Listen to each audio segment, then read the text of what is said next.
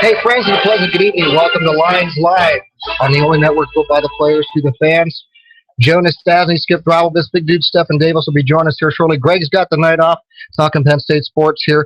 We are not a podcast, and we are not pre-recorded. You're listening to us live here, broadcasting at State College. Joe here is at home taking a break. So glad he could finally join us here. He's been on the road a lot. And we're really thankful to have him back here in the mix, being able to talk some Penn State football here with us. Welcome aboard, Joe. How you been?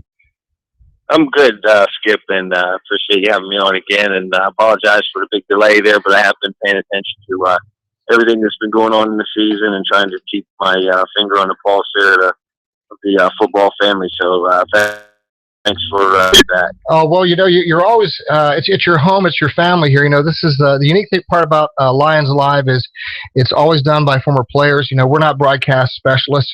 Of course, you've spent plenty of time on television and radio yourself in the past, so having a professional like yourself here certainly is makes it a lot better. But what makes Lions Live really unique is that it's the only network out there. It's built by the players, only hosted by players. We're not sports writers. We're not guys out there trying to make notes. We didn't go to writing school to learn how to talk about Penn State football. We did play though. We played the game. We've been on the team. So we give the conversations from the sidelines to the locker room that you just don't normally get perspective on. And if you notice, a lot of the networks out there, Joe, they're picking up more and more coaches and former players because the fans really do want to get that inside information that you don't normally ever get unless you're talking to a former player. So again, it's so glad to have you back here. And by the way, the mic's always open here for not any former players and run with it. And that's why we set this up this way. And it's just getting next year's even going to be better as Penn State's building. So are we. And it's going to be a lot more fun as the time goes in the days to come here. So, just for 1 second before you get into that, I'd be careful with the expert and the professional part of me being on any kind of TV. I don't think, because then you're going to set the bar high, and these people are going to have certain expectations on me. So I am neither one of those when it comes to broadcasting or having anything to do with television. I do my best, and hopefully people can laugh at me once in a while. I don't want to set the bar too high here, because I'm definitely not a professional at anything, that just kind of shoot from the hip and hope for the best there. You know what I mean? Hey, that's how everybody gets started, right? Before you know it, it's ABC, NBC, ESPN, right? Yeah. Hey, yeah. I doubt it, but hey, you know what? Anything's possible, right? Sure, why not? Hey, but it's the best part about it is it's a lot of fun. You actually get a chance to talk something you really know about. Right. And for people out there who don't know Joe, he was a great receiver here at Penn State, and he brings a perspective from offense, from a receiver side, and that's something I've ever heard before, because he's going to tell you more about what guys are not doing right and doing right. He's coaching now as well, so you're really going to get a unique perspective. He played under Coach Joe. And, we're kind of, I guess that makes us old school now, doesn't it?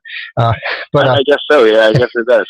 To now we're another Coach Franklin here. But, I'm sure you've had a chance to talk to Coach Franklin. You've met him I know, at the meet and greet, didn't you? Yeah. Right. And I know everybody's excited about what he's bringing here to Penn State. And, we're off to a little struggling start here this year. And, but, we're going to come through this. We're suffering through this, and Penn State's going to rise to the top. And I think we got a great coach and a good staff here to get situated. They're still getting their feet wet. It's their first year, and I haven't made it through their first season yet. It's a whole new environment for them up here at Penn State. Even in their own personal lives, think about it. I mean, what the amount of time they put in, this isn't easy. Well, no, and there's no question, Skip. And there's I guess at this point, your biggest frustration and disappointment would be not having that signature win yet. I mean, even though you've played some really close games around here and the Penn State Royals, I mean, we expect to win. We expect to win the close ones, and we hang on to those ones that we consider getting away. And sometimes we lose focus on the fact that we are brand new. It is brand new staff, but we don't have a lot of room there for forgiveness. I mean, we expect, and as we did with Bill, I mean, we expect to win and win. A lot of people don't want to hear about the poor me, or we're really down on scholarships. I mean, that's very true, and it's the effects. However, we definitely, when I say the fans, I mean, we understand it. I know the fans understand it, but the disappointment has come into the close ones that feel like they got away. Not necessarily saying, well, hey, we hung in there with Ohio State. That's not really what we want to hear. It's more of, we beat Ohio State, even with one hand tied behind our back. Doesn't matter. It doesn't matter what anybody does to this program. We're going to win regardless. And I know that's not always possible, but that's sort of the attitude we have. And I think that's the attitude that these coaches will take into it too. I do not feel that they're going to back down from any, well, we're young, we're this, and they're not going to use excuses. So I believe they're taking the losses hard, as hard, if not harder than any of us are, because it does mean something, and they want to win despite what the NCAA has said, done, or in between, because I always feel personal about that, because I feel like every time we get a win or do something and are successful at anything across sport, the NCAA, it hurts them. And what I mean by hurting them, they feel that that's not how this was designed. This was designed to beat Penn State up. Now we have a chance to get Penn State. Let's go get them. And that's what I take it so personal. I think a lot of other people do too. And every time we get a win, it just makes me feel that much better, because I feel like we're sticking it right back at the NCAA for attempting to do something like give us the death penalty. That's my feeling. I think there's other people that feel the same way. I think you're right, and I know some of those weeks you've missed here with us. I mean, we've talked about the NCAA, and I think last week we were even touching on it. Isn't that right, Julian, about the NCAA? We're all pretty much of the sentiments here that the NCAA really needs to go away. They've really overstepped their bounds. It's a 100-year organization that's out of control, and it's all about the money. And what we talked about last week, and we took up a fair amount of our show, was the best way to do that is by just having the colleges and schools say enough's enough. We're going to rewrite the Constitution, is a good way to put it, and put out the bylaws, put out the penalties, put it all out there, and then whenever an infraction comes up, it's not already been dealt with by the schools collectively. They've been voted upon and ratified and approved. Then they vote on it, and that way you don't. And then when it comes to the money, the best part about it is it goes back to the schools, and we've been talking about as well so far this year about the players, and being a student athlete, it's not like it was before. And even coming to Penn State today, even if you're hearing a scholarship, the thing I don't like hearing is, well, you got a free education. And I said, what you didn't realize too, we worked a full-time job at the time too. Now, when we were here, we were going 7 days a week. There wasn't any day off. The NCAA didn't have any time. We played a game Saturday. You had time off to go to church on Sunday morning. You better have eaten lunch, had your lift in before squad meeting at, was it 1:30, 2 o'clock? Right, sure. I mean, it was 7 days a week. And then that doesn't include all the way through Sunday night where, you're finishing up study hall at 10 o'clock, 10:30 at night, So it's changed a lot. So. Yeah, for sure. I mean, the way they govern it, there's no question. I mean, it would be better to be rewritten, like you said. I mean, it's so difficult now, because now you're not just community-based, you are nationally and worldwide based. I mean, let's face it, we just played in another country. You're now, anything you do now is world-based. So, this whole thing with the Todd Gurley and what was going on there, I think you've got to have some guidelines, but everybody making all this money off of all these student athletes, okay, that garbage has got to stop somehow. Do I have the answers? Not really, but someone's got to make some sense out of it. Here you got a guy that someone somehow enticed him, so supposedly, to buy these autographs from him. Now, these situations, each one is different. The easy answer is say, all you have to do is say no. That's the easy answer. But the way they have this set up, and I know I'm speaking with a lot of venom towards NCAA, because this was as wrong as it could be. This had to do with individual. It was that happened to be associated with this university, and possibly some collateral that maybe I think. Okay, we don't know that. We haven't heard that yet through the court system, through due process. But having said that, a lot of these kids that are paying the price right now, they're paying a severe price right now, weren't even born or were a year old or 2 years old when these sanctions started. I mean, my senior year, our wins were stripped from us. Does that mean anything to me? No, not at all. I know we won all of those games that year.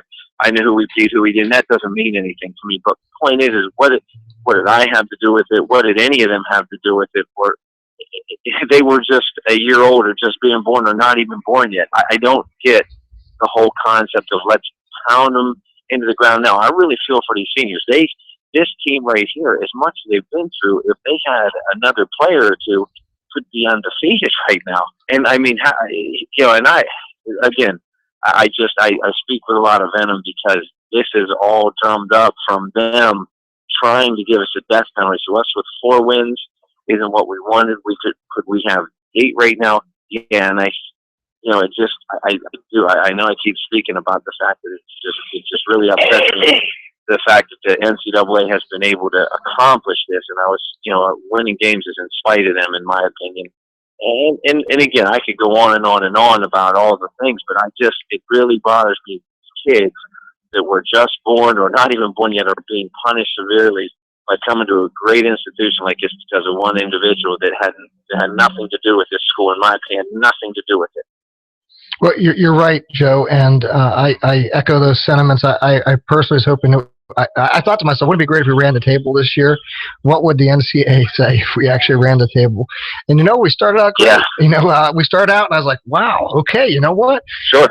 Things are just surprisingly better than what we thought could become. And but of course, reality sits in here too. And we're seeing that now, and we've been seeing that throughout the year.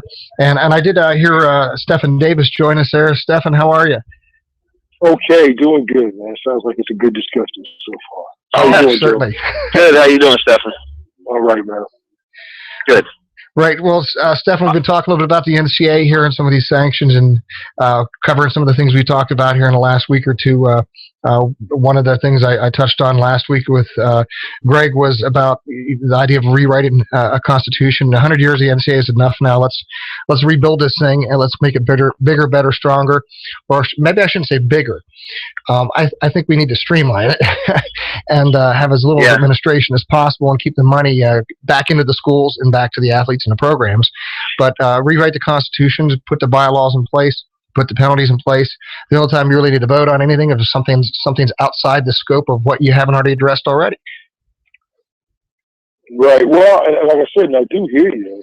There are a number of changes and things that need to happen. And to be honest with you, I'm glad about some of the things that are happening, like the people. And people think that it's bush league to do, but really confronting the NCAA, especially something as simple as a video game. Here. I think probably, Joe, they have your likeness on there. They have my likeness. I'm about joining the suit. I said, wait a minute, man. How can they take our likeness and put it on there and get away with it? But it's not even just about that. It's about what the NCAA is supposed to be about and what it's supposed to represent. You have, people in the educational system. You have people who, are representatives of nationally of everything else, but we're the beneficiaries. This is back to me. You got that putting more and more, especially these young men and young women's pockets in NCAA Division I sports. A lot of people may or may not agree. My whole thing is when you can sell a Learjet for $2.8 million, you can put something in somebody's pocket too. We don't have to wait for the whole week to get. I don't know what it was when you were in school, Joe, but when I was in school, a lot of people who travel, we were just happy to get more meal money because we were on the road. So, I think ours was 32. I think ours was 32 on away games. I think $20 for us, brother. $20 and 12 for home games. You thought you were rich, right? I mean, but they buy a lot back in the day. We get the old money coming out. The 49-cent cheeseburgers from McDonald's. They still have. I don't know if they have them anymore. Yeah. Well, the thing, and the setup, and like what you're saying, the setup's for the kids to cheat. I mean, it's all there, and for the coaches, I mean, understandably they're accountable, but how difficult that is to govern is beyond what it's having these kids in a bubble, saying you'll do what you're supposed to do. I mean, you're talking about 18 to 23-year-old kids and good kids. Right. That's right. I mean, and I think immediately people jump to conclusions on, well, he should know better. Well, you know what? To go back in your life and tell me how many big mistakes you made, you say, "Boy, I should have known better." Yeah, well, now, because hindsight's 20/20, but signing some autographs and put a couple dollars in your pocket sounds pretty good. I just look. I understand, but I mean, it does have to be revamped, in my opinion. And again, I was telling Skip before, and everybody listening, that I speak with. I don't want to even call it a lot of hate, but it just really, really bothers me about how these kids are being punished out. Oh, But it just really bothers me because they chose a tremendous university, and you cannot punish all these people for something they had absolutely nothing to do with because of one sick individual. It really does, and I, again, I love when we win. It just means so much more to me even now, just because of the fact that, we're able to almost say, well, there, you tried to give us a death penalty. We're not going to do it. We're stronger than you. We're better than you, and we're going to do it the right way. And, I know these coaches and everybody involved has a great uphill battle, but you know what? We're getting there. I mean, this is probably, I know I'm going a lot of different directions, but I know this one is going to be probably the most difficult year talent-wise. I mean, great job to the coaches to get to this point with where we're at. I mean, I know we have some really talented kids, but we're also short on a lot of them too. We're very thin.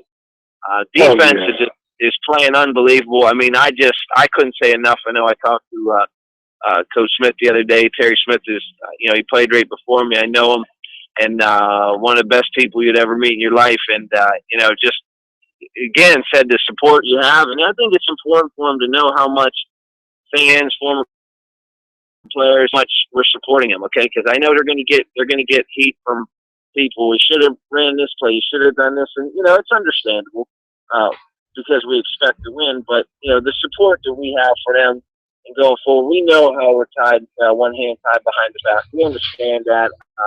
Not really. They're not going to accept it, and we won't either, because we're better than that. We're winners. We know what we have in the future, and I believe that what Coach Franklin's doing is, he wants to win for these seniors right now. He wants to win for the team right now, the community, obviously. But we also know we're building strong for this future.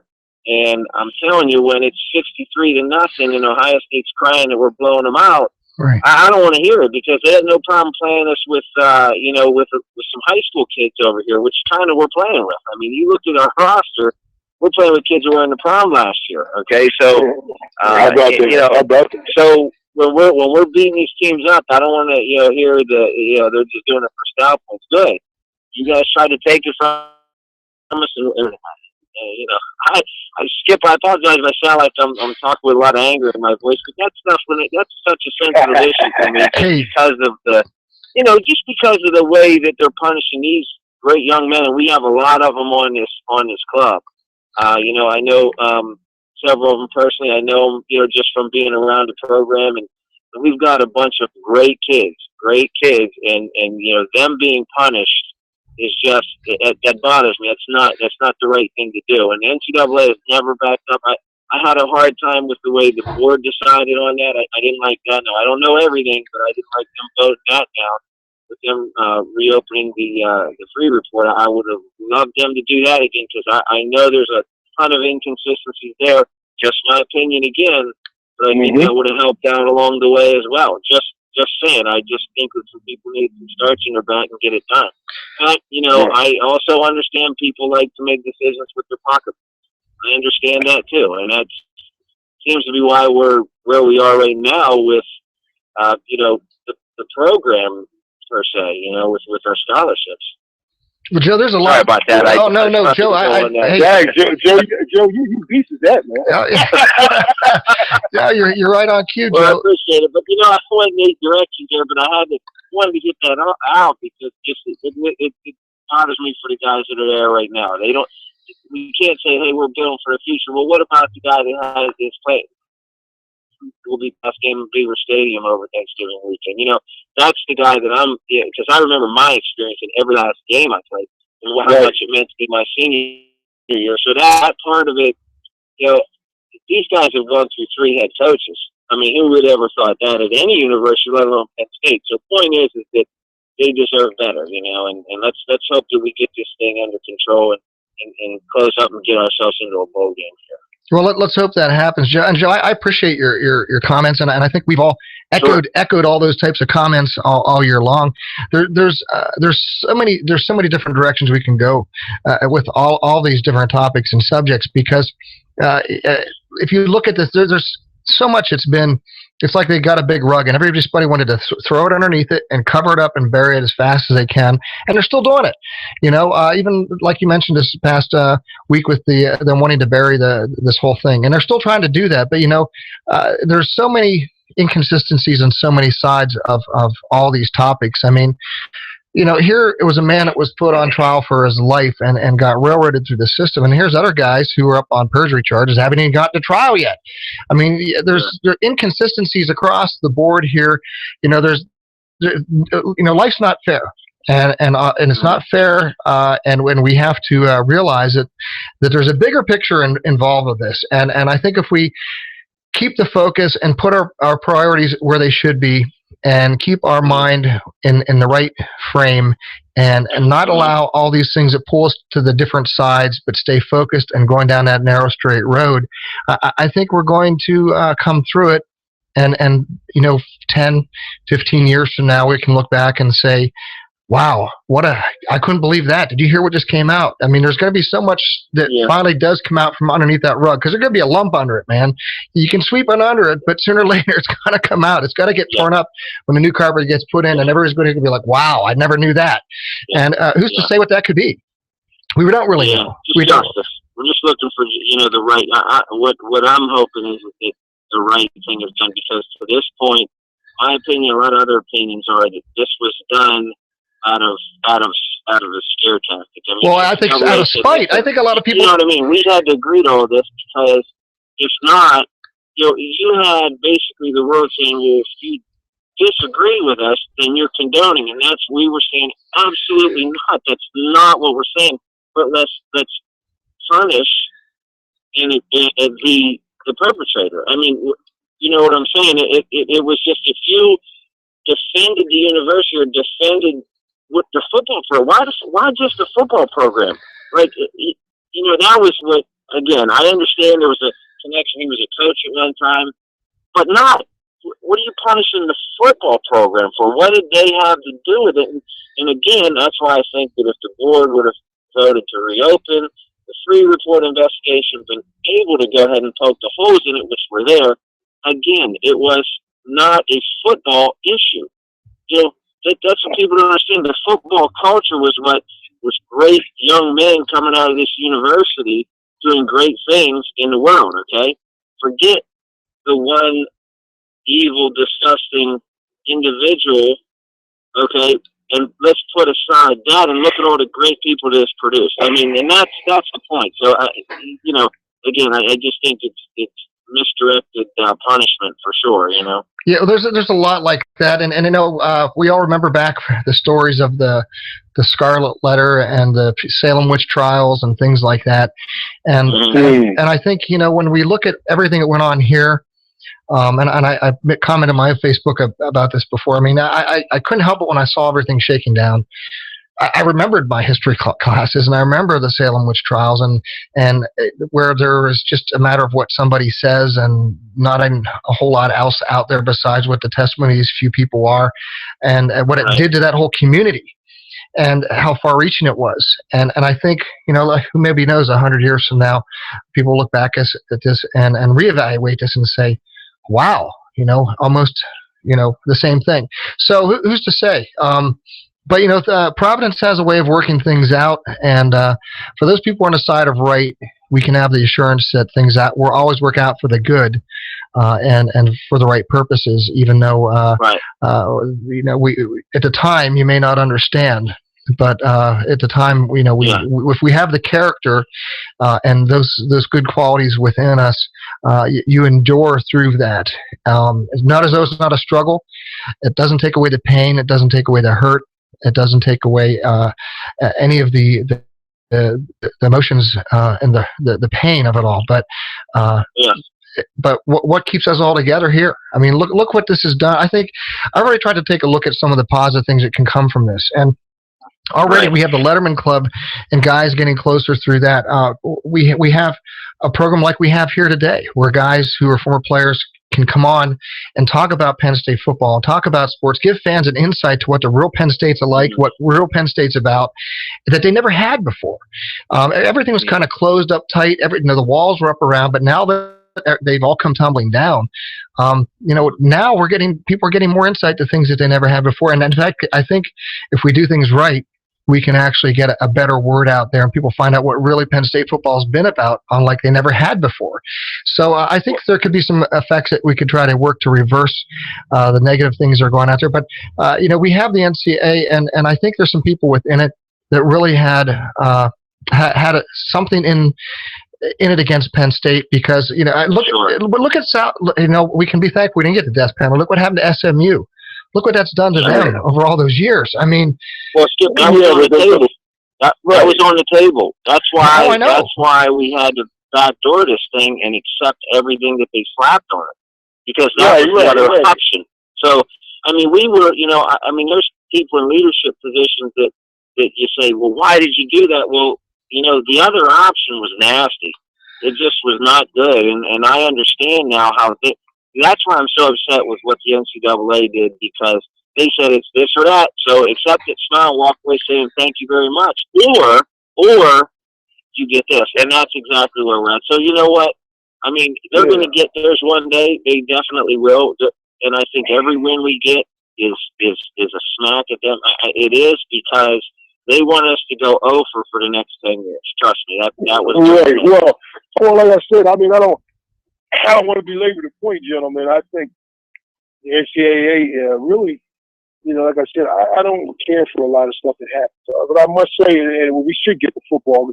Like you said, this is the fastest hour in football. We haven't talked much about it. About 26 minutes left. But the thing to remember is Penn State to pay for a report, to pay an individual $6.2 million. The same individual that called a hit on Waco as the FBI director.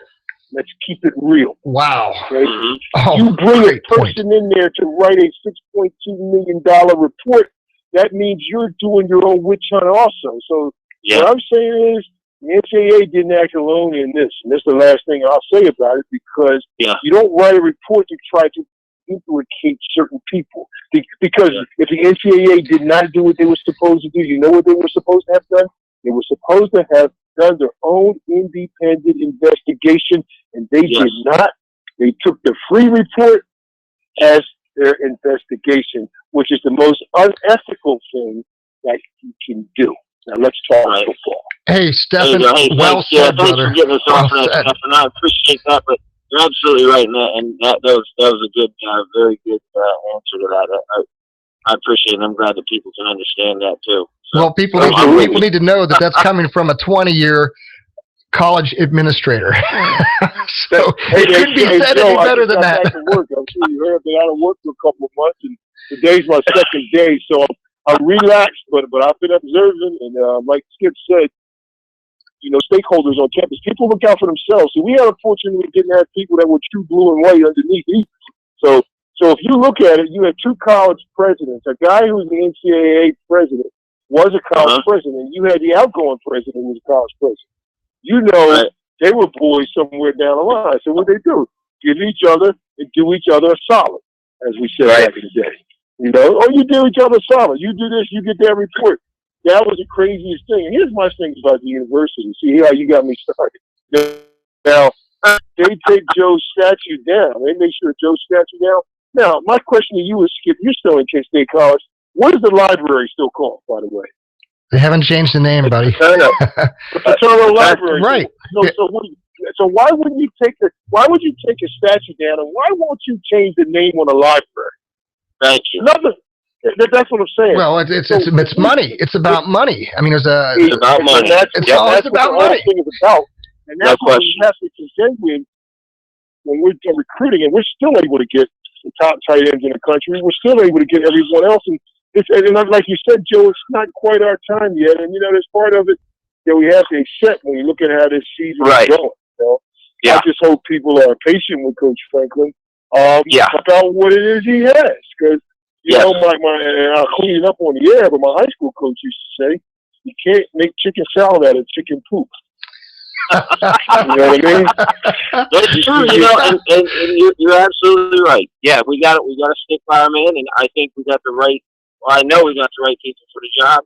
Are they going to learn? They say, oh yeah, they're going to learn Penn State too. I mean, one of the things I can see, and Stefan is, and you probably see this too, is you got a guy like Terry, which is there, and he's really I want to say the only Penn Stater on staff.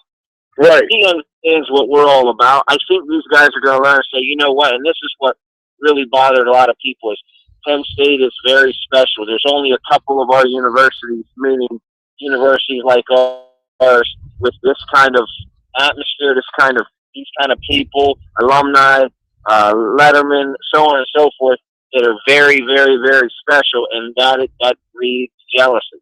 Okay, and a lot of this was done out of jealousy. Okay, so that's where the majority of this came from. But I also think that a lot of these guys now that have come here from Vanderbilt and their other respective schools are saying, and coaches being saying, "Wow, this is a special place." I don't think you can actually understand it until you live it. And I think the Franklin will get better. I think the assistants will get better. So it's a growing process. And I think they're going to understand how special it is as time goes. I think they have a little taste of it this year, but they'll see over time the loyalty, the commitment of the fans, of the alumni, of the Letterman, which is tremendous. I mean, my brother went to WVU, and they don't really have a Letterman's Club. The guys will come around, but it's absolutely nothing like ours. Nothing. And I don't know another school that has a huge, closed Letterman's Club. I'm sure they all have something like that where they keep the guys together. But ours is special. I mean, and the older I get, the more I realize it. And someone told me that was Joe. Joe told me that long. He said, it's a shame, but the experience, and the older you guys get, the more this is going to mean to you. And you're at 20 years old, you're like, all right, yep, they're just saying something else. But then as time goes on, you're sticking to those words. And, it's really appreciated. Guys like yourselves, I mean, and all my other fellow Lettermen, the guys that are playing now, just so much love for all those guys, and appreciation for what they do, what you guys all do now, the successful individuals that we all are, and what we can do to give back. No, exactly, and that's why. And I want to say this. Hopefully, we can transition into what last week was about. I'm sure you talked about it. The fact that one of the things that Joe talked about is never back down from a challenge. There's going to be times where when you talk about what is it that makes you tough, and what we all learned from Joe was there's so many elements that make you tough. Now, I really would only question this particular team. It's not even about whether they win any more games. That if you don't respond with pride at the end, I'm almost glad that mess happened, and no handshake and a little fight before the game, because people really needed to find out what pride was all about. And pride is not about fighting. Don't get me wrong. But when you start to figure out, though, that there's a certain level of disrespect that people have for you when you play. Right. You know what I mean? We have to be able to get the most out of the young people that we have, especially with our old linemen. Our old linemen, they just weren't playing with pride. It's not even about whether they were being very good. Like the stuff that I've seen when they wanted to play, they played a team against Ohio State, even with Donovan Smith out, our left tackle. A guy comes in, and all of a sudden, number 59, he replaces him, and is playing against a better player. But man, it's a good team. I mean, this could be considered a rival. It was always a rival. I mean, as far as I knew, we never liked Maryland, and Maryland never liked us. Never. Never. So now we started to take a look at it. It was an ugly game. It was a tough game. I mean, when you look at what happened last week, I mean, like you said, the Penn State defense, incredible. When you take a look at it, and they only gave up 161 yards passing, and gave up Yeah. 33 yards rushing. How in the world how many games do you know people have lost a game like that? You win the no turnover kidding. battle. With the short fields they played with their back to the whole lot because of our punting issue. There's no question. Right. And Maryland was 1 of 15 on third down efficiency. Nothing but the good Lord helped them with it. I mean, sometimes it's not going to be your day, but the whole point is now for the rest of the season, can they pull it together with what they have? Again, another quote from one of my high school coaches said, experience is not what you have done or what you have not done, but it's what you do with what you have. He wrote that before we played a championship game in high school. We lost. It was hard fought. But we didn't find out about what we had, but with experience until we got pressed into the situation. Yep.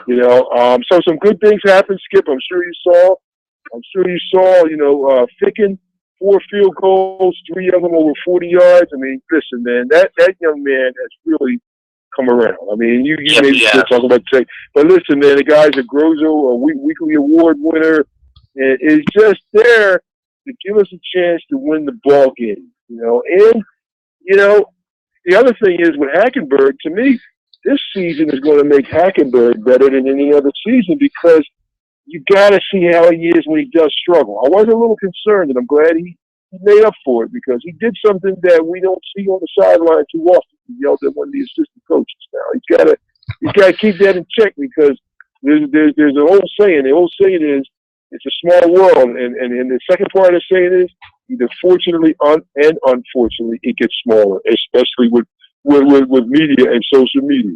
So he was able to come out the second half and compete and almost pull that thing out. And you look at his statistics. I mean, he's 18 for 42, but the other guy was 18 for 38. Sometimes it's just not your day. And for him to be able to make it through this, if he's ever going to be an NFL quarterback, you got to be able to make it through this type of adversity and understand what leadership is all about. Yep. Yeah. And he is. I mean, and we all know it's well documented with the offensive line. We all understand that, and those guys are getting better. So I do want to give them. They are. They get beat up, and I want to be on the record to say, to keep your head up, and keep getting better. A lot of them change. Absolutely. And it's an easy finger to point, and we know that. I mean. And we know that, and I think they knew it coming in, but they need some support just like everybody else. So, to me, the only thing they can do is get better. So, good for them for getting better. I mean, I want to be as supportive as I can of all the guys because I know how difficult it can be at times. When you're doing well, everybody's on your side. When you're not, they're all pointing fingers at you saying, you should have done this and that. You know what? It's just human nature. We all want to win. I understand that. Yeah, especially at Penn State, right? Right. And with Hackenberg, he's gotten his share of beatings this year. There's no two ways about it. He got time, And like you said, is this going to make him better? It is going to make him better if he does things the right way. Meaning, if he handles it the right way, they'll get him reeled in. He's a smart young man. He comes from a good family.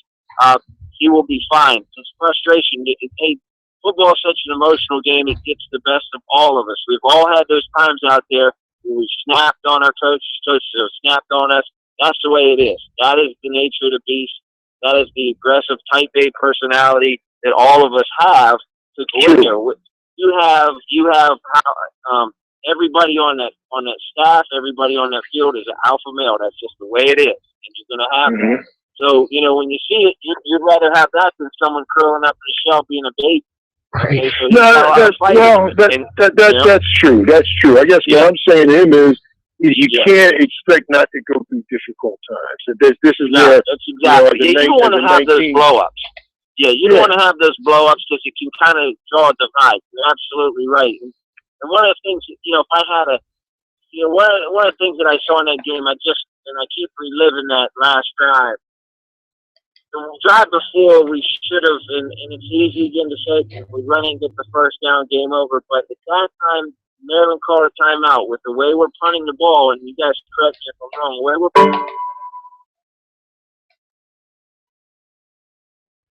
Everybody still there? Oh, I think we lost.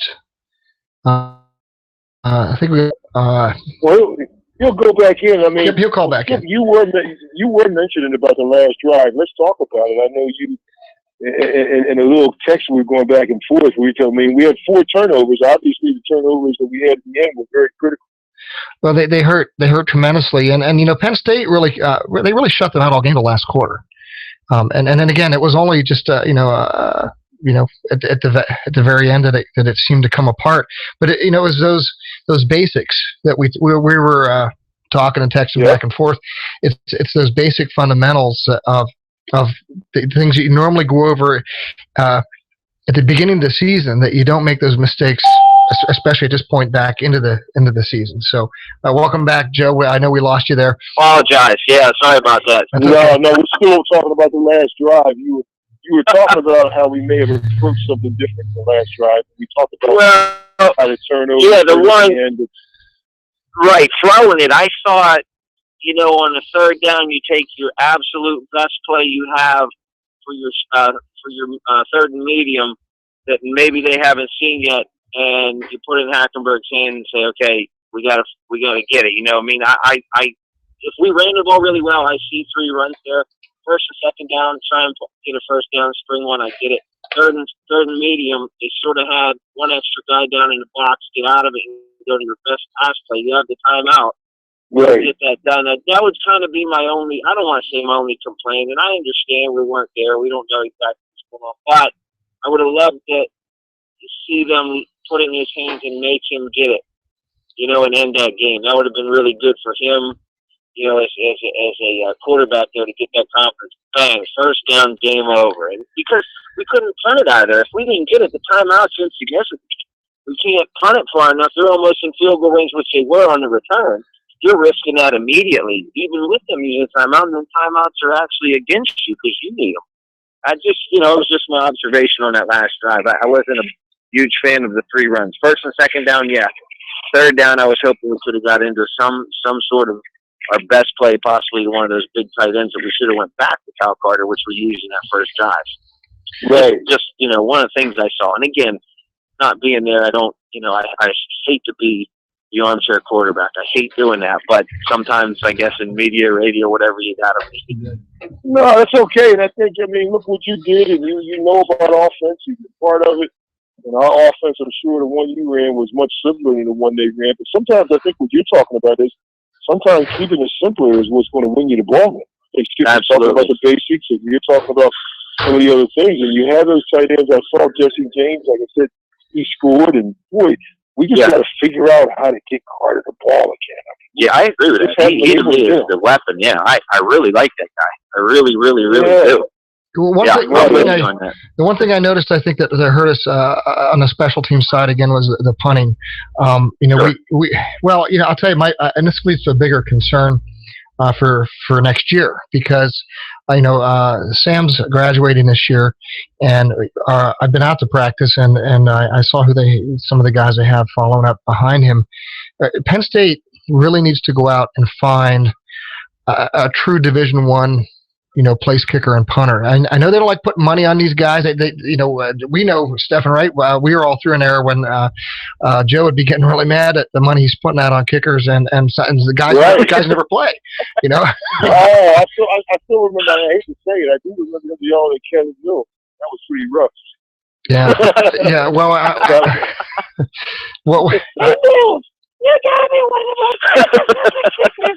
it wouldn't be a radio show without a Joe voice. Well, and a lot of schools have passed by putting money on kickers. Florida State did it. In fact, that one guy, he got himself in trouble. Was recording all different crazy stuff he was doing with some girl on a recorder and stuff. Oh yeah. And that kid there was one of the best recruited kickers in the country, and he went down to Florida State and he blew it. And schools do that. So a lot of schools are hesitant to put money in kickers, but there's some guys out there in high school that are setting the world on fire. They're going to have to go out and get somebody. And locally around this area, I have not seen or heard of anybody who has it, because the biggest challenge is being able to kick the ball off the ground, and finding a quality punter too is something that's not easy to do as well. And I've seen this is I've seen schools learn a lesson the hard way with recruiting as well, because it takes me back to a coaching time in my life where I was working out with a guy who was recruited on a full scholarship out of Augusta, Georgia. I worked out those summers with him down there and the weekends, and I knew that, I was happy he got a full scholarship to go to Maryland, but he knew he was never going to. He didn't have the leg to play at in the next level. I mean, there's guys out there who have it, and they got it. But I knew he had enough to play, but I knew he didn't have enough to go there. And it's like Sam. Sam has become very consistent. But if you're going to make it in the NFL, you're going to be kicking the ball at least 65 to 70 yards right. if you're going to make it there. And that's the type of guy we need to go out and get on the kicking side, because you can teach a guy to become accurate, but when it comes down to leg strength and getting the ball out that far, that's God-given talent. And the same with punting the ball too. I mean, but that's something where I think we struggle. Another part I want to mention, the special teams, I think where we're hurting quite a bit is our returns. We're not. Absolutely. Yeah. Oh my We're goodness. not getting anywhere with returns. Yeah, exactly. Yeah. We're not getting anywhere with this. The coverage. I don't know what we need to do on that. We haven't had that for a while. We have not had a explosive return guy in a long time, and I'm wondering why. I just don't understand that. Yeah. Well, I guess, Joe, my question is, when you recruit a guy, I guess I get confused between who the wideouts and the DBs, and I see this ATH's athlete thing. I mean, is it the person that's just? Are you going to get a guy just for that, or do you go back to a guy, like you guys had, all you like yourself and other folks that you probably had 5, 6, 7 guys that could return punts, right? Yeah, well, when I was playing, it was like a battleground back there. Those guys all wanted to do it. I mean, we had one of the guys we had. I mean, the other guy when I was here, Bruce Branch, did it. He was really good at it. I mean, we had. Oh yeah. They were always receivers. They were always receivers that would get back there. We had another return guy that actually played in the league for a while, Kenny Watson. He was a return guy. Oh, yeah, he was a return guy. Yeah, I mean, we had. But the thing is I just remember that being a hop because everybody wanted to do it because everybody wanted to make the play. It seems like we put a DB back there now to catch it. I don't like. Right. That's what we're talking, man. Yeah, I see these big schools, and that is the play for them. That's like a big play for them. They're like, okay, you're going back there to attempt to score. That's what we're doing on this play. And it seems like we haven't done that in, 10 years. I don't remember the last good returner we had. Like, guy back there that people were like, hell yeah, we got a chance to take it back. Yeah, I think we might have had one guy, almost really, Della Valor guy. He's not bad, but he's not. I mean, what does he run, a 4.7? I mean, come on. Yeah, man. Like the home run guy, the guy that's a home run hitter. Yeah. Yeah. I mean, you got to have people back there that know what's going on. I mean, and you might remember, Skip, I mean, everybody that returned punts for us weren't fast, but they could make plays. I mean, you had, if you go all the way back to the early 80s, you had, and God rest his soul, you had a guy like Kevin Bell. Kevin was a receiver, short, stumpy guy. Wasn't the best built guy in the world, but gosh, man, it was like he was like getting him an open court in basketball, and he's going. And you had before you had him, and you had Mark Robinson. We had Skeeter Nichols too. Those guys. Didn't Terry used to run back punch? I think Terry. There you go, Terry too. I mean, Terry, like you said, Terry could take it back, man. Punt, kickoffs, all those things. Well, like this guy, the guy we have now, 15, the return guy, that dropped that and put that one on the carpet there. Does he? That was his first. I don't even remember him returning before. I thought we had Belton back there, but I don't. You know what I'm saying? I don't remember him the last couple of weeks returning the ball. Is he young guy, number 15? Yeah, is that Grant Haley? Haley, yeah, that's what it is. I think so. Yeah.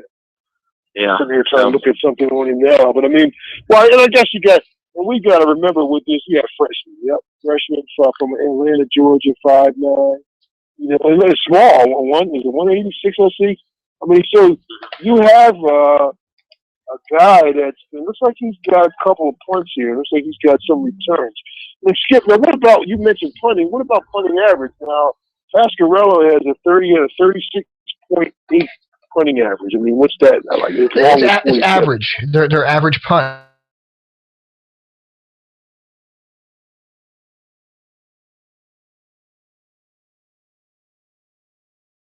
We want a guy who can set the rocket off and crack 180 yards. But there's guys out 80, there. holy cow, man. It's very, if you go out on YouTube, you'll see guys punting balls like that.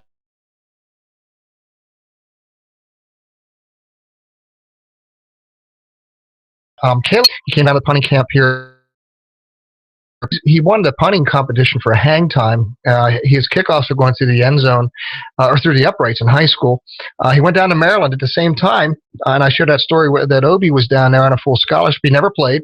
He called me after the first year and said, "Skip, what am I going to do?" And I said, "I told you, you're in a red shirt. You're never going to play. They got a full scholarship on Obi, and you're there to just basically challenge him to make sure he's going to be out there in the field." And so he transferred to Western Michigan, sat out a year, showed what his salt was kicking a punted ball. He punted a ball 100 yards at practice. The Buffalo Bills were there.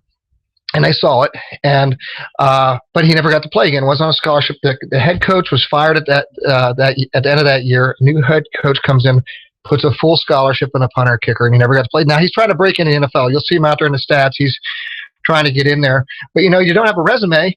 It's a huge risk and a gamble for an NFL team like that. There's guys out, but get down to Australia. Yeah, go to Australia. Oh, wow. Guy from Australia. That's where we got to get him. Well, Gary Anderson. Gary Anderson's parents were missionaries to Africa, and he played rugby. And when he came over here to the United States, at Syracuse. I mean, it does happen. It can happen, but I don't know where we would go to find one. What is it called in rugby? Is it called a try? Is that what it's called? I can't even keep up with what the heck it is. Yeah, I don't remember. They put it down and they kick it. And I got to meet Gary Anderson. He's a great guy. Just when he's getting married, his wife Carol, and a great guy, great NFL career. And but who knows? We're going to find some guys. We all got to be eyes and ears to the coaches out there and let them know where we see talent and point them so they can leave. I'll tell you what, guys.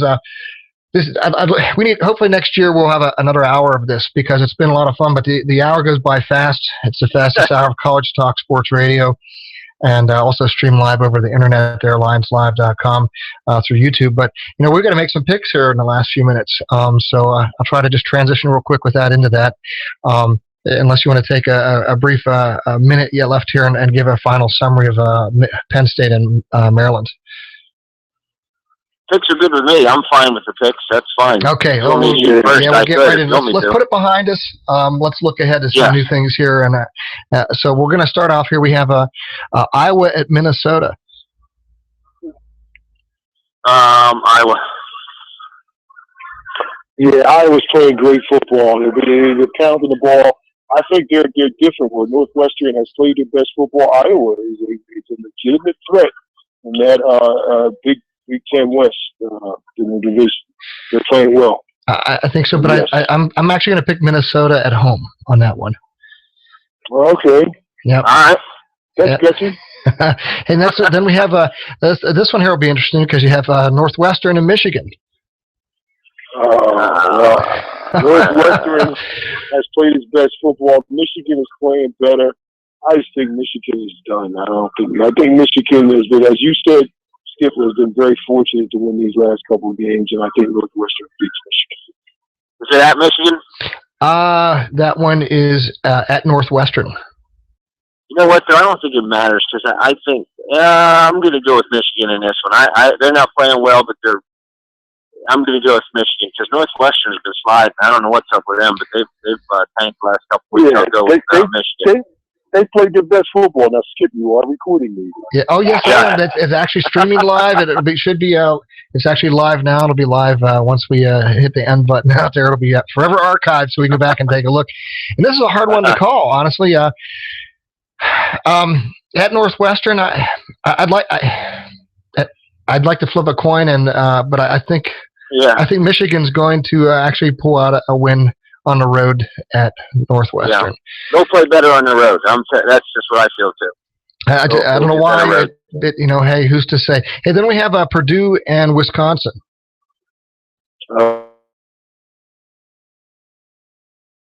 Wisconsin. Yeah, that's going to be the end of that. And of course, our Penn State's on the road here with Indiana. Well, I'll tell you what. I have to be honest with you. It's hard for me to pick where they're at. Here's what I'm counting on, and I think that'll happen. I'm counting on the pride coming back in us. I was getting smacked around a little bit last week through all those other things. I think it's going to give us enough motivation to play good enough to win that game. Yep. Dogfight, Penn State for sure. Yeah, dogfight. Again, every game's going to be a dogfight. I think it's going to be a close game. I think it's going to be a tough one. Penn State, we haven't been traveling well and playing well on the road, but I know. I think it's been a good week of practice here. I know that they're going to show some. Their quarterback's hurt too. Right. Indiana's quarterback's hurt. Right. So, yes, he is. But I don't think it's going to be a big win. But I think we're going to win, and I'd say by 7. Penn State by 7 on this one. It's going to be a tough one, but we're going to pull it out. Illinois, Nebraska, and Maryland and Rutgers are both off this week. They all got buys. So kind of. Well, they need it, and Nebraska needs it because Amir Abdullah is questionable about how much better he is. Now, Nebraska, if he doesn't come back, Nebraska is a different. Well, they're good, but they're not as good without Amir Abdullah. Yep, it's going to be one of those. I'll tell you, it's going to be great to see how well finishes out here at the end of the year, guys. It's been the fastest hour in college football. You've been listening to Jonas Stasley, Stephen Davis. My name's Skip Dribelbiss. You've been listening to Lions Live on the only network built by the players and fans. Thank you for joining us. Look forward to catching us here next Tuesday. Be sure to have a great week and enjoy the game, and we'll catch you back here Tuesday at 7 o'clock again. Have a great night and a great week. Lord bless. Thanks, guys. Hey, we'll take care. Thank you, gentlemen. Thanks, guys. Bye.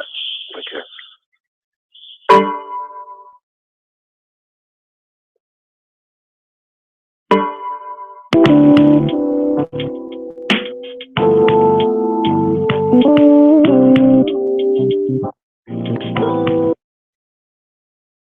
Patients may follow, including kidney failure.